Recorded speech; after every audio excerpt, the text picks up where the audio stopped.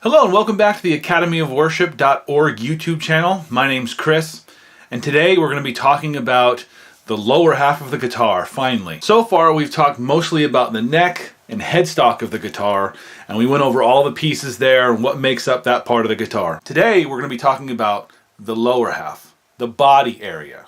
Now today's going to be a shorter video because I want to talk about non-specific things. We're not going to get into what pickups are and how they work, or the switches or the electronics or anything like that. Remember, this is a series for the budding guitar player or those that are interested in maybe playing the guitar or what the guitar is all about. These are just covering basic things about the guitar so that none of this should be a mystery when we're done. So today we'll be covering what all these pieces are and in general what they do. So to start, we'll just talk about this whole section. This is called the body of the guitar. They come in all kinds of shapes and sizes, and we'll talk about those at a later time. This particular one is Les Paul shaped. You also get some that are Strat shaped. Boom! Strat. On the body of the guitar, we have things like switches.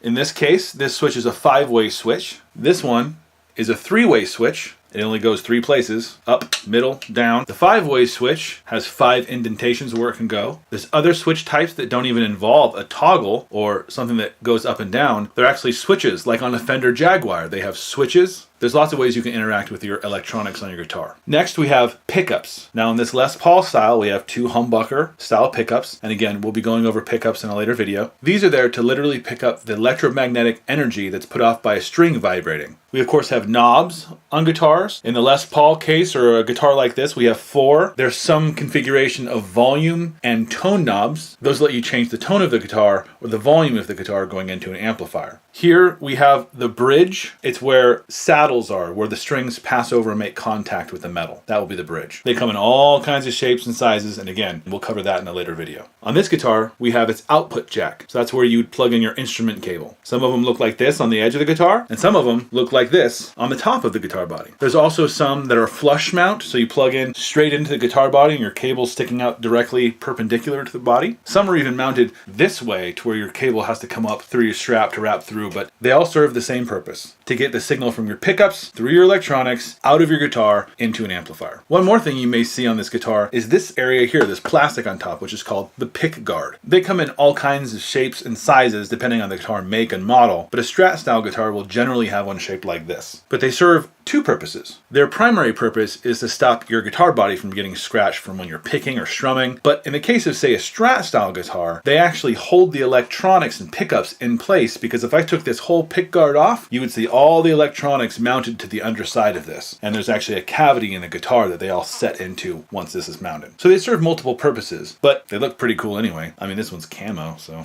But that's generally it for the body or the lower half of the guitar. We'll get into some specifics in later videos, but I wanted you guys to get a general overview of what we're going to be looking at and kind of what the function of some of the stuff is on the guitar body. If you have any questions, please comment below. Please like the video, subscribe to the channel. It really helps me out. But until next time, go turn some knobs, flip some switches, and we'll see you in the next one.